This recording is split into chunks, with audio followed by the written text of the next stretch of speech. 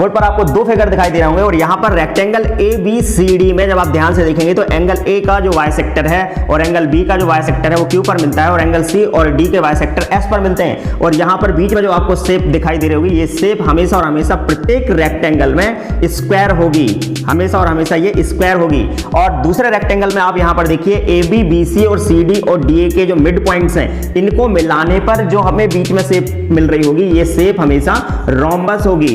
और ये कैसे मिल रहा है? हर एक रेक्टेंगल में स्क्वायर और रोम्बस ही क्यों हमें प्राप्त हो रहे हैं, इसके पीछे का कॉन्सेप्ट जानने के लिए वीडियो को पूरा देखें और एक ही वीडियो में पूरा रेक्टेंगल कंप्लीट आपका। मेरा नाम साधना है और मैं सेंट्रल जेल इंदौर में एज अ जेल प्रहरी पोस्टेड हूँ। मेरी जेल प्रहरी के एग्ज़ाम में ऑल MP में OBC गर्ल्स में 3rd रैंक है। इसका सीधा सा कारण ये है कि मुझे मनीष सर के द्वारा गाइड किया गया है। मनीष सर मैथ्स के बहुत ही अच्छे टीचर हैं और वो हर एक स्टूडेंट को अलग अलग उनके लेवल के साथ उनको पढ़ाते हैं और हर एक स्टूडेंट के साथ उनका अलग ही अटेंशन होता है। स्टार्टिंग में मेरे साथ भी बहुत ज़्यादा प्रॉब्लम होती, आई एम श्योर कि आपको भी प्रॉब्लम है और मुझे भी बहुत ही ज़्यादा प्रॉब्लम होती कि ऐसा होता था यदि ऊपर 105 लिखा हो और नीचे यदि 10 लिखा हो तो मैं नीचे वाली चीज़ों से ऊपर वाली चीज़ों को कट कर देती थी। बट मैंने जब से मनीष सर की कोचिंग को ज्वाइन किया तो मुझे सच में बहुत ही ज़्यादा इम्प्रूवमेंट लगा। आप खुद ज्वाइन कीजिए, खुद पढ़ के देखिए। सर ने ऑनलाइन क्लासेस स्टार्ट की हैं। आप अपने घरों में रहिए, सेफ रहिए और अपनी पढ़ाई को जारी रखिए। आई एम श्योर आप भी बिल्कुल एक दिन ज़रूर सक्सेस होंगे। Thank you. नमस्कार दोस्तों, मैं मनीष भारत एजुकेशन में आज फिर से आपका स्वागत करता हूं। इससे पहले हम क्वाड्रिलेटरल पढ़ रहे थे और क्वाड्रिलेटरल की सारी प्रॉपर्टीज हम फिनिश कर चुके हैं। आज हम देखेंगे रेक्टेंगल और रेक्टेंगल की प्रॉपर्टीज एक ही वीडियो में सारी की सारी आपकी कंप्लीट हो जाएंगी।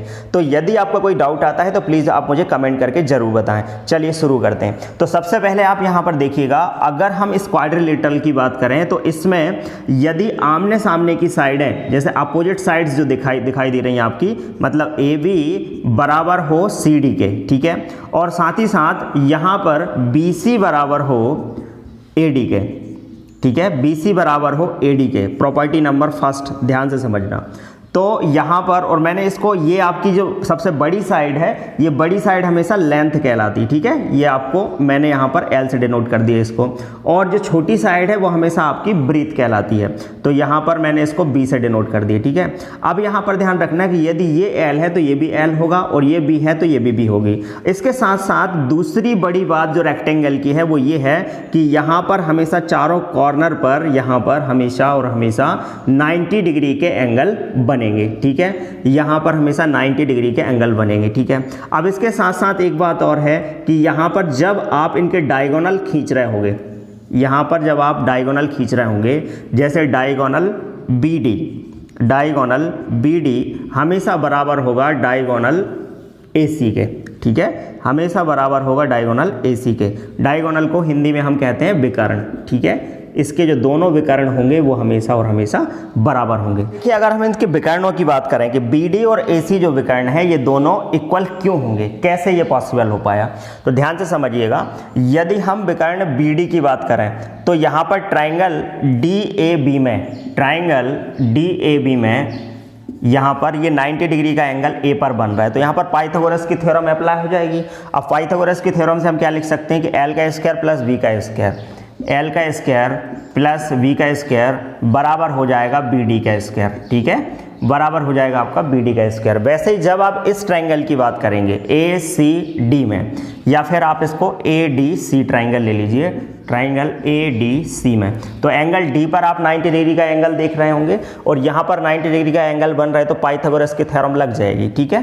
तो इस प्रकार क्या होगा कि यहाँ पर L का स्क्वायर प्लस B का स्क्वायर बराबर क्या हो जाएगा आपका AC का स्क्वायर। तो आप यहाँ पर जब ध्यान से देखेंगे तो ये दोनों क्या हैं, इसके डायगोनल्स हैं, और अगर ये डायगोनल हैं और यहाँ पर दूसरी तरफ आपको इक्वली पार्ट मिल रहा होगा, तो इस प्रकार हम ऐसा बोल सकते हैं कि AC हमेशा बराबर होगा किसके, BD के। तो डायगोनल हमेशा रेक्टेंगल के इक्वल होते हैं। तो एक दूसरी प्रॉपर्टी आपकी ये हो गई।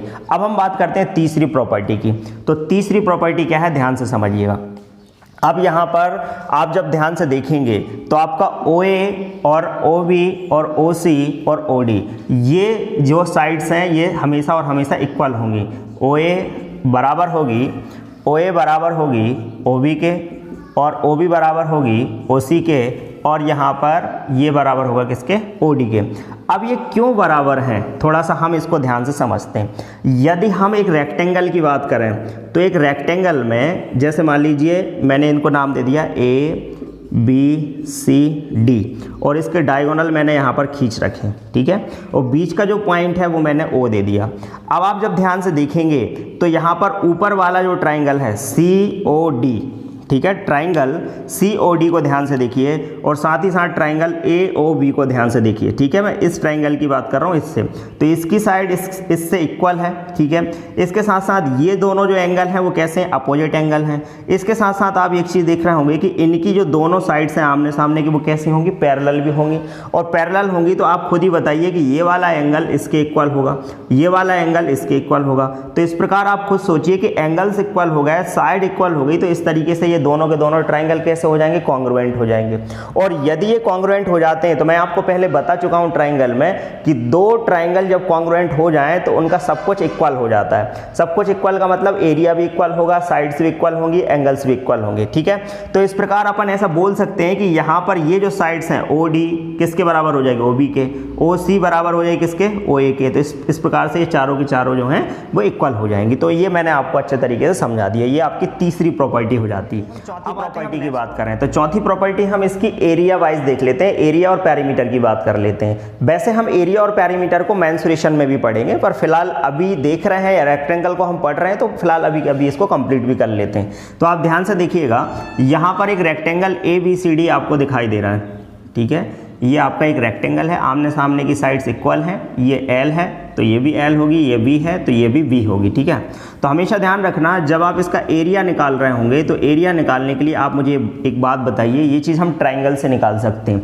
जैसे ट्राइंगल का एरिया हमें निकालना आता है, जैसे यहाँ पर मैंने एक ट्राइंगल बना दिया, यहाँ पर 90 डिग्री का एंगल बन रहा है।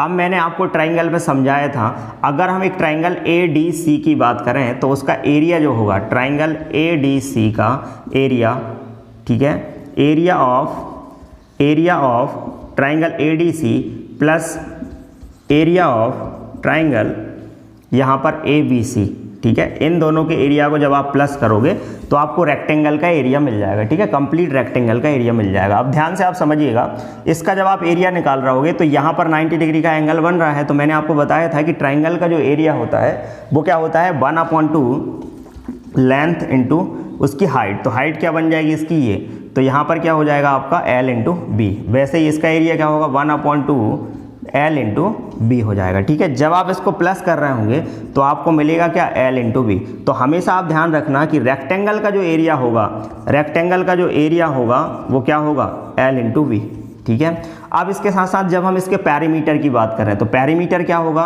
पैरीमीटर हमेशा ध्यान रखना जो परिमाप होता है वो हमेशा साइड्स का सम होता है। तो सभी साइड्स को जब आप प्लस करोगे, पैरीमीटर निकालने के लिए सभी साइड्स का जब आप प्लस करोगे तो आपको क्या मिलेगा, 2L हो जाएंगे, 2L हो जाएंगे और प्लस 2B हो जाएंगे, ठीक है।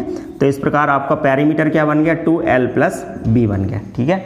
अब एक चीज़ और मैं आपको बता दूं पैरीमीटर के बारे में, जब आप इसको यहाँ से कट करने के बाद, मान लीजिए ये एक वायर है और इस वायर को यहाँ से कट करने के बाद जब आप सीधा ऐसे करेंगे तो जो वायर की लेंथ होगी वही लेंथ आपका पैरीमीटर कहलाती, ठीक है। तो आपने क्या करा, यहाँ पर ये जो लेंथ है मतलब L दोनों को प्लस करा और B को प्लस करा, तो यहाँ पर क्या हो गया आपका 2L प्लस B हो गया, ये आपका पैरीमीटर आ गया, ठीक है। तो ये आपकी चौथी प्रॉपर्टी हो गई।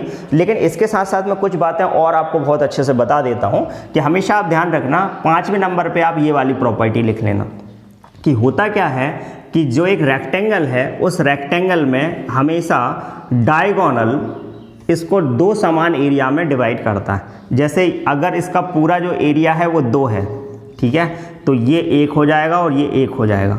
ऐसा क्यों हुआ, उसके पीछे कारण ये है कि यहाँ पर ये वाला जो ट्राइंगल है ABCD में जब आप ट्राइंगल ADC की बात करेंगे और यहाँ पर ट्राइंगल ABC की बात करेंगे तो ये दोनों ट्राइंगल कैसे होंगे, कॉन्ग्रुएंट होंगे, ठीक है। और यदि ये कॉन्ग्रुएंट होंगे तो आप बताइए कि इनके ट्राइंगल के जो एरिया होगा वो इक्वल होंगे। तो इसका 1 है तो इसका भी क्या होगा, 1 होगा। इसके साथ साथ 6वें नंबर पे आप ये वाली प्रॉपर्टी लिख लेना कि हमेशा रेक्टेंगल में जब हम एरिया की बात करेंगे और आप दोनों डायगोनल यहाँ पर खींचते हो तो हमेशा और हमेशा, जैसे मान लीजिए इस रेक्टेंगल का जो एरिया है वो 4 है, तो यहाँ पर ये बराबर बराबर 4 भागों में इसको विभाजित करेगा।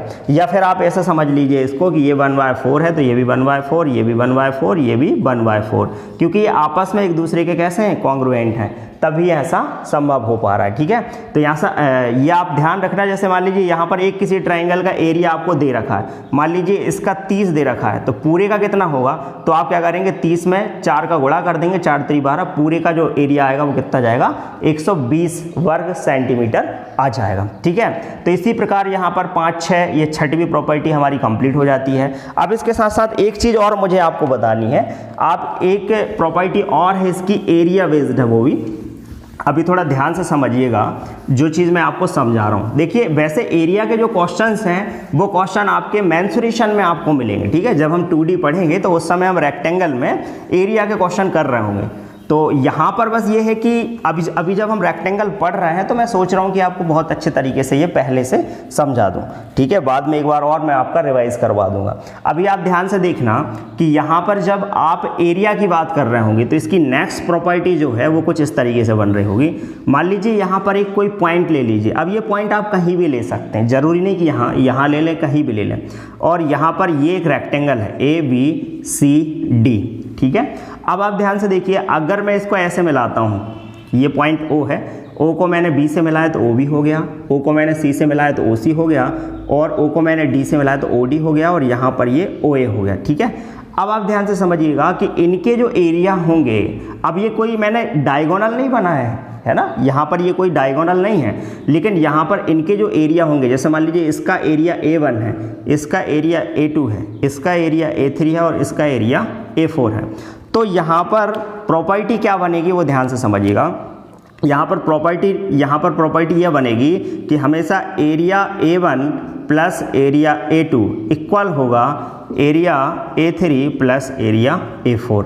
ये आपकी प्रॉपर्टी है, तो बहुत इंपॉर्टेंट प्रॉपर्टी है। अगर इनमें से कोई इधर कोई एक पॉइंट दिया है और आपको तीन ट्राइंगल्स के यहाँ पर एरिया दिए तो चौथे का आप बहुत आसानी से निकाल सकते हो। ठीक है, तो ये चीज़ आप ध्यान रखना, इसको बहुत अच्छे से आप नोट डाउन कर लीजिए। अब ये हुआ कैसे वो मैं आपको समझा देता हूँ।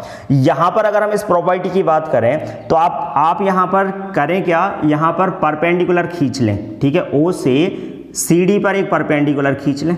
ठीक है, मैंने इसको M दे दिया, या फिर मैं इसको P दे सकता हूँ, मैंने इसको P दे दिया, और इधर से परपेंडिकुलर खींचा मैंने यहाँ पर O से AB पर, और इसको दे दिया मैंने Q। ठीक है, वैसे यहाँ पर खींचा, वैसे ही मैंने यहाँ पर खींचा। ठीक है, तो PQ ये R हो गया, ये आपका S हो गया। अब आप देखिएगा ये जो परपेंडिकुलर मैंने खींचे हैं, ये परपेंडिकुलर यहाँ पर क्या बन रहे होंगे, इसकी हाइट बन रहे होंगे। अब ये इसकी हाइट है तो ट्राइंगल का एरिया निकालने के लिए देखिए ये L है और ये B है, ये भी L है और ये भी B है। ठीक है, ये आपका L है। अब आप मुझे ये बताइए ट्राइंगल AOB का एरिया, ट्राइंगल AOB का एरिया, या फिर आप A1 जो है अगर आप निकालेंगे, मतलब इस ट्राइंगल का एरिया AOD का एरिया अगर आप निकालेंगे तो कैसे निकालेंगे। यहाँ पर ये आपका बेस बन रहा होगा तो 1/2 इंटू B इंटू यहाँ पर ये इसकी जो हाइट होगी वो क्या होगी, यहाँ पर मैं मान लेता हूँ ये H1 है। ठीक है, ये H1 है, ये H2 है, और ये आपका यहाँ पर H3 हो गया, और ये आपका H4 हो गया। ठीक है, अब आप जब यहाँ पर ये H1 होगा तो यहाँ पर आप रख देंगे क्या, H1। ठीक है, ऐसे जब आप A2 का निकाल रहे होंगे तो A2 का क्या निकलेगा, 1/2 इंटू यहाँ पर ये इसका जो बेस होगा वो क्या होगा, B होगा। ठीक है, बेस क्या होगा, B होगा, हाइट क्या है, H2 है। ठीक है, वैसे जब आप A3 का निकाल रहे होंगे तो आपको क्या मिलेगा, यहाँ पर ध्यान से देखिएगा, 1/2 इंटू यहाँ पर बेस क्या बन रहा होगा, L बन रहा होगा, और हाइट क्या है आपकी, H3 है। वैसे A4 का निकाल रहे होंगे तो A4 का क्या बनेगा, 1/2 L इंटू यहाँ पर क्या आएगा, H4 आएगा। अब आप इनको प्लस करिए। ठीक है, इनके एरिया को प्लस कर दीजिए, A1 प्लस A2 को आप प्लस करेंगे तो ध्यान से समझिए 1/2 कॉमन आ रहा है, और साथ ही साथ क्या कॉमन आ रहा है, B कॉमन आ रहा है। अंदर क्या बचा, H1 प्लस H2। ऐसे ही यहाँ पर A3 और A4 में क्या कॉमन आ रहा है आपका, 1/2 कॉमन आ रहा है, L कॉमन आ रहा है, और साथ ही साथ क्या कॉमन अंदर ब्रैकेट में क्या बच रहा है, H3 प्लस H4 बच रहा है। ठीक है, अब आप ध्यान से समझना, यहाँ पर H1 प्लस H2 की जो वैल्यू है वो क्या मिलेगी। देखिए यहाँ से यहाँ तक ये पूरा क्या बन रहा है बताइए, यहाँ से लेकर H1 प्लस H2 की अगर हम बात करें तो ये पूरा का पूरा क्या बना रहा है आपका, L बना रहा है कि नहीं, L बना रहा है। तो हम यहाँ पर लिख सकते हैं कि 1/2 B इंटू L। वैसे ही 1/2 यहाँ पर L, H3 और H4 को अगर आप ध्यान से देखें, H3 और H4 को आप ध्यान से देखें तो ये लेंथ जो है वो क्या बन रही है आपकी, B बन रही है। तो B मतलब यहाँ पर ब्रीथ बन रही है, तो यहाँ पर ये हो जाएगा। तो अब जब आप ध्यान से देखेंगे तो ये दोनों आपस में कैसे हो गए, इक्वल हो गए। तो इसीलिए यहाँ पर ये वाली जो प्रॉपर्टी है वो आप बहुत आसानी से समझ सकते हैं कि किस तरीके से ये प्रूफ हो पाएगी। ठीक है, अच्छा देखिए यहाँ तक मैं आपको जो भी कॉन्सेप्ट या जो भी प्रॉपर्टी मैं आपको बता रहा हूँ, आप हमेशा और हमेशा एक चीज़ यहाँ पर ध्यान से देख रहे होंगे कि वो कैसे आया और क्यों आया, ये सब भी मैं आपको साथ ही साथ बता रहा हूँ, ताकि वो चीज़ आपके दिमाग में अच्छे से रह सके, लंबे समय तक वो आपको याद रह सके। तो आपको रटना नहीं है, आपको ये भी पता होना चाहिए कि वो जो प्रॉपर्टी है वो कैसे आई। ठीक है, अब देखिए इसके बाद अगर हम नेक्स्ट प्रॉपर्टी की बात करें तो अगली प्रॉपर्टी हमारी रेक्टेंगल की ये है कि आप यहाँ पर थोड़ा ध्यान से देखना, ABCD एक रेक्टेंगल है और यहाँ पर थोड़ा ध्यान से समझना आप कि यदि मैं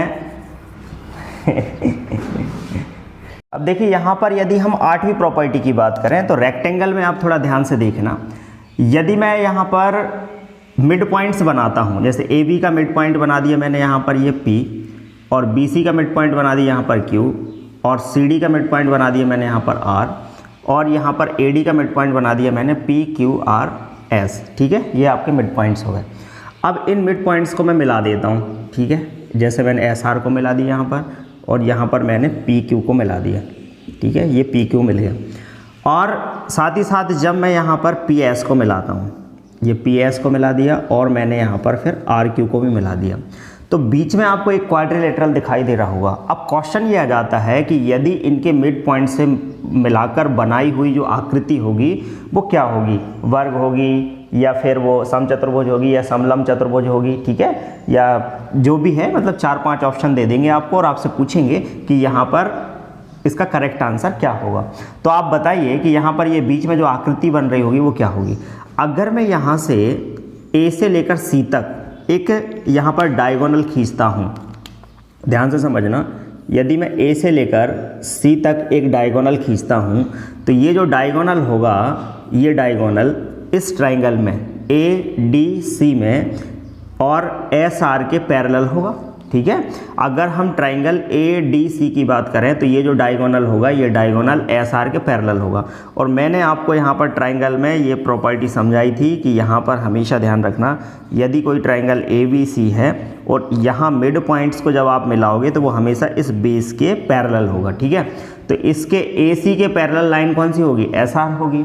अब ऐसी कंडीशन में ये एक दूसरे के पैरेलल होगी। तो मैंने आपको बताया था कि यदि ये यहाँ पर BC जो है वो आपका 2 है तो ये क्या होगा, 1 होगा। तो वैसे ही अगर ये D1 है तो ये आपका क्या हो जाएगा, D1/2 हो जाएगा। ठीक है, वैसे ही अगर हम इस लाइन की बात करें तो यहाँ पर जब आप एक डायगोनल खींचते हो इस तरीके से, ठीक है, तो ये आपका D2 है तो ये क्या हो जाएगा, आपका D2/2 हो जाएगा।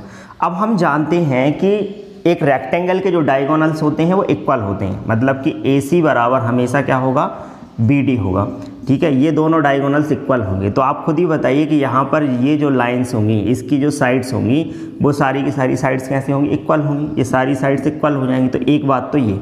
दूसरी बड़ी बात ये है कि आप बताइए कि ये मिड पॉइंट है और आमने सामने की जो लाइंस हैं वो कैसी, इक्वल हैं। तो यहाँ से जब आप एक लाइन खींचोगे कुछ इस तरीके से ऐसे, ठीक है, तो यहाँ पर हमेशा 90 डिग्री का एंगल बन रहा होगा। मतलब अंदर जो आपका क्वाड्रिलेटरल जो बन रहा है उस क्वाड्रिलेटरल के जो डायगोनल्स होंगे वो किस पर मीट कर रहे होंगे, 90 डिग्री के एंगल पर। तो ऐसी कंडीशन में हमें दो चीज़ें यहाँ पर दिखाई दें। एक तो यहाँ पर जो क्वाड्रिलेटरल बन रहा है उसकी साइड्स इक्वल हैं। दूसरी बात ये है कि इसके जो डायगोनल्स हैं वो 90 डिग्री पर बाइसेक्ट करते हैं। ठीक है, तो ये प्रॉपर्टी किस क्वाड्रिलेटरल की होती है तो मैं आपको आगे जरूर पढ़ाऊंगा, बट यहाँ पर मैं आपको बता देता हूँ ये यहाँ पर बन रहा है कि आपका रोम्बस। ठीक है, ये आपका बन रहा है रोम्बस। हिंदी में कहते हैं इसको समचतुर्भुज, जो कि स्टार्टिंग में मैंने आपको फिगर बताया था। तो ये आपका क्या हो जाएगा, समचतुर्भुज हो जाएगा। ठीक है, तो ये आपकी 8वीं प्रॉपर्टी हो गई। इसके साथ साथ अगर हम 9वीं प्रॉपर्टी की बात करें तो 9वीं प्रॉपर्टी क्या है, तो देखिए जैसे मैंने यहाँ पर एक रेक्टेंगल बनाया और इस रेक्टेंगल की अगर हम बात, देखो प्रॉपर्टी का मतलब यहाँ पर क्या है कि ये प्रॉपर्टी हर एक रेक्टेंगल में फॉलो होंगी, ये चीज़ ध्यान रखना। जैसे ये एक ही रेक्टेंगल नहीं है जो मैंने यहाँ पर बना रखा है, इसके अलावा कोई सा भी रेक्टेंगल आप उठाओगे और उसमें इस टाइप से मिड पॉइंट्स को मिलाओगे तो हमेशा हमें बीच में रोम्बस ही मिलेगा, ठीक है। अब यहाँ पर अगली प्रॉपर्टी क्या है, जैसे मान लीजिए यहाँ पर CD क्या है, बेस है, और ऊपर मैं किसी पॉइंट पर ऐसे ले जाता हूँ इस पॉइंट से और फिर यहाँ पर AB पर, ठीक है, AB पर एक पॉइंट लिया और उस पॉइंट को मैं यहाँ पर ऐसे C पर मिला देता हूँ, इसको मैंने मान लिया P। तो यहाँ पर ये जो ट्राइंगल मिला मुझे DPC, आप हमेशा ध्यान रखना इस DPC का जो एरिया होगा वो पूरे रेक्टेंगल का आधा होगा, ठीक है, वो पूरे रेक्टेंगल का आधा होगा। उसके पीछे कारण क्या है, आप ये बताइए कि यदि ये L है और यहाँ से यहाँ तक मैं जो हाइट लूँगा वो क्या होगी, यहाँ पर भी होगी, तो इस ट्राइंगल की जो एरिया निकलेगा वो एरिया क्या निकलेगा, 1/2 होता ही है। ट्राइंगल का जो एरिया होता है वो क्या होता है, बेस इंटू हाइट। तो यहाँ पर बेस क्या है, इसका L है और यहाँ पर हाइट क्या बनेगी, हाइट इसकी क्या होगी, ये B होगी। तो ये हो गया, तो ये क्या होगा, ये पूरे रेक्टेंगल का हाफ एरिया है। तो यहाँ पर रूल ये बना कि ट्राइंगल DPC का जो एरिया होगा, ठीक है, DPC का जो एरिया होगा वो हमेशा रेक्टेंगल का कैसा होगा, हाफ होगा, L इंटू V का हाफ होगा, ठीक है।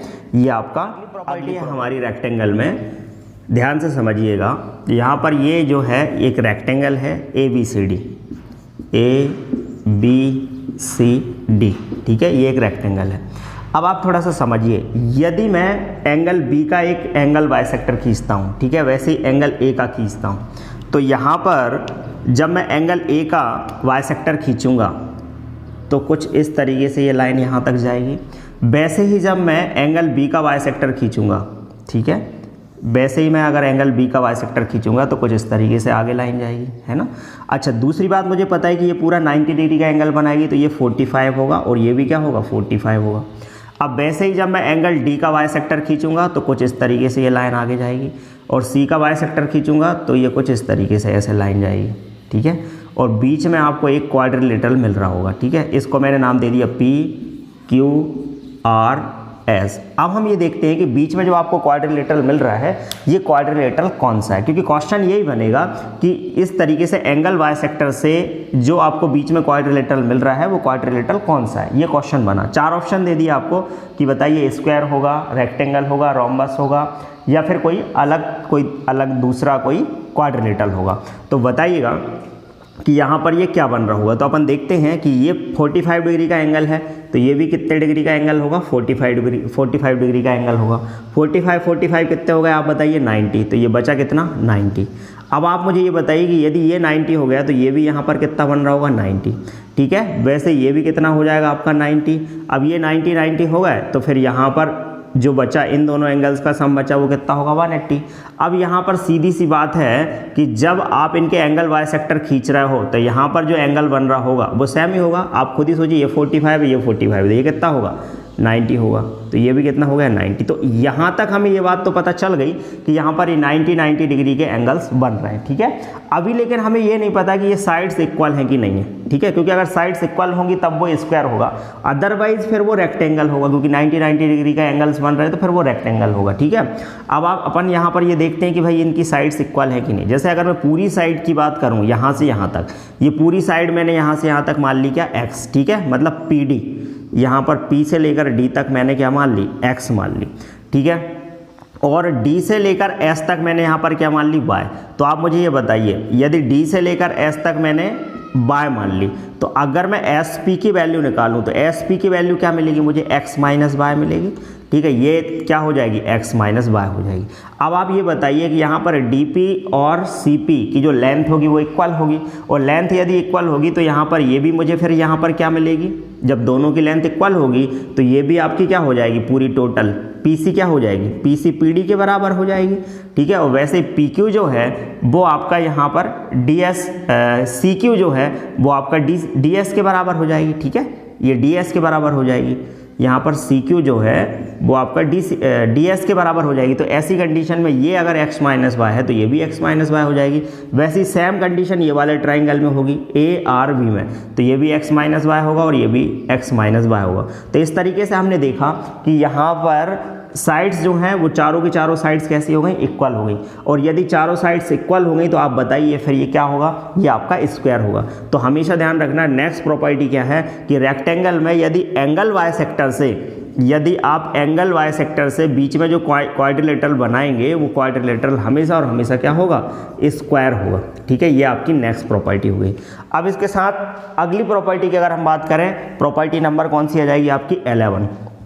तो ध्यान से समझिएगा अगली प्रॉपर्टी क्या बनेगी। अगली प्रॉपर्टी की अगर हम बात करें तो यहाँ पर ध्यान समझिए, जैसे मान लीजिए मैंने एक रेक्टेंगल बनाया यहाँ पर, और ये जो रेक्टेंगल है और यहाँ पर ये मैंने डायगोनल्स बनाए इसके। ठीक है, तो डायगोनल में हमेशा ध्यान रखना कि अगर आप ये लाइन यहाँ से हटा दें ऐसे, ठीक है, ये लाइन ऐसे हटा दें और यहाँ पर और ये वाली लाइन ऐसे हटाएं, तो आप बताइए ये दोनों लाइन जो हैं यहाँ पर, इसको नाम दे दिया मैंने ए बी सी डी। अब ए बी और सी डी की बात करें तो ये दोनों एक दूसरे के कैसे हैं, पैरेलल हैं। मतलब ये एल है तो ये भी एल है, पैरेलल हैं। तो आप मुझे बताइए कि यहाँ पर ये अगर कोण आपका एंगल यहाँ पर थीटा होगा तो ये भी कितना होगा, थीटा होगा। ठीक है, ये दोनों इक्वल होंगे। अब वैसे ही जब आप यहाँ पर ऐसे खींच रहे होंगे तो यहाँ पर ये वाली लाइन अगर आप खींचते हैं इस तरीके से कंप्लीटली, तो यहाँ पर ये यदि बीटा होगा तो ये भी कितना होगा, बीटा होगा। अब आपको यहाँ पर ये चीज़ ध्यान रखना है कि रूल आपका यहाँ पर ये बन रहा है कि हमेशा और हमेशा जब आप इस तरीके से डायगोनल खींचते हैं तो डायगोनल कभी भी एंगल ए को इक्वली बाइसेक्ट नहीं करता। इक्वली बाइसेक्ट का मतलब अगर ये थीटा है तो ये थीटा नहीं होगा, ऐसा बिल्कुल भी जरूरी नहीं है कि ये थीटा ही होगा। हाँ, स्क्वायर में करते हैं बट रेक्टेंगल में कभी नहीं करते। तो रूल यहाँ पर ये बन रहा है कि हमेशा डायगोनल जो होता है वो कभी भी इक्वली इसको बाइसेक्ट नहीं करता, एंगल ए को और यहाँ पर एंगल बी को और एंगल सी को और एंगल डी को। तो आप ये रूल नंबर 11 लिख लेना। अब अगली प्रॉपर्टी थोड़ा ध्यान से समझना इसकी। अगली प्रॉपर्टी क्या है, लास्ट प्रॉपर्टी है और बहुत इंपॉर्टेंट प्रॉपर्टी है। ठीक है, अब इन प्रॉपर्टीज को अगर आप अच्छे तरीके से याद कर पाते हैं, आगे अगर आपको याद हो जाते हैं, कॉन्सेप्ट समझ में आ गए होंगे, तो क्वेश्चन करने में आपको कहीं भी कोई दिक्कत नहीं होगी। अगली 12 जो प्रॉपर्टी है वो ध्यान से समझिएगा। देखिए, यदि हम किसी रेक्टेंगल की बात करें, जैसे मान लीजिए मैंने यहाँ पर एक रेक्टेंगल बना दिया। ठीक है, ये एक रेक्टेंगल है। अगर हम इस रेक्टेंगल की बात करें और बीच में एक कोई मैं पॉइंट ले लूँ, कहीं भी ले सकता हूँ मैं, ऊपर ले लूँ, कहीं भी अंदर बाहर कहीं भी ले लूँ। ठीक है, अब जैसे मान लीजिए ये ए है, ये बी है, ये सी है और ये डी है। मैंने इसको ऐसे मिलाया। ठीक है, सभी पॉइंट्स को मैंने कुछ इस तरीके से मिलाया और इसको मैंने ओ दे दिया। तो हमेशा आप ध्यान रखना, यहाँ पर ये जो ओ डी है, इस ओ डी का स्क्वायर प्लस ओ बी का स्क्वायर बराबर होगा किसके, यहाँ पर ओ ए के स्क्वायर के प्लस ओ सी के स्क्वायर के। अच्छा, ये चीज़ आप एक चीज़ और ध्यान रखना कि ये रेक्टेंगल कुछ इस तरीके से भी बनाया जा सकता है। जैसे मान लीजिए मैंने यहाँ पर ऐसे बनाया और यही पॉइंट मैं कहीं ऊपर भी ऐसे ले सकता हूँ। ठीक है, ऐसे मिला दूँ। ठीक है, तब भी ये प्रॉपर्टी आपकी ये रहेगी, ये बदलेगी नहीं। अब इनमें से कोई एक साइड आपकी दे रखी है और कोई चौथी साइड आपको निकालनी है, जैसे 3 साइड दे दी और कोई चौथी साइड आपको निकालनी है, तो बहुत आसानी से आप निकाल सकते हैं। तो ये वाली प्रॉपर्टी भी बहुत इंपॉर्टेंट प्रॉपर्टी है। और यहाँ तक मैंने जितनी भी प्रॉपर्टीज़ आपको पढ़ाई हैं, सारी की सारी प्रॉपर्टीज़ के कॉन्सेप्ट भी मैंने आपको बताए हैं और आपने बहुत अच्छे तरीके से सारी की सारी प्रॉपर्टीज़ लिख ली होंगी। अब इनको आप नोट डाउन करके एक बार रिवाइज़ करना, 1-2 दिन के अंदर आप इनको रिवाइज़ करना और इनके क्वेश्चंस लगाना। मैं भी आपको बहुत सारे क्वेश्चंस करवाऊंगा, लेकिन अभी फिलहाल मैं ये सोच रहा हूँ कि सारी की सारी जितनी भी क्वाड्रिलेटरल हैं उन क्वाड्रिलेटरल की प्रॉपर्टीज मैं आपको कंप्लीट करवा दूं और फिर इसके बाद हम इनके क्वेश्चंस करेंगे। तो यहां तक अगर आपका कोई डाउट आता है तो प्लीज आप मुझे कमेंट बॉक्स में कमेंट करके जरूर बताएं और ज़्यादा से ज़्यादा शेयर करें और वीडियो को पूरा देखें। Thank you very much.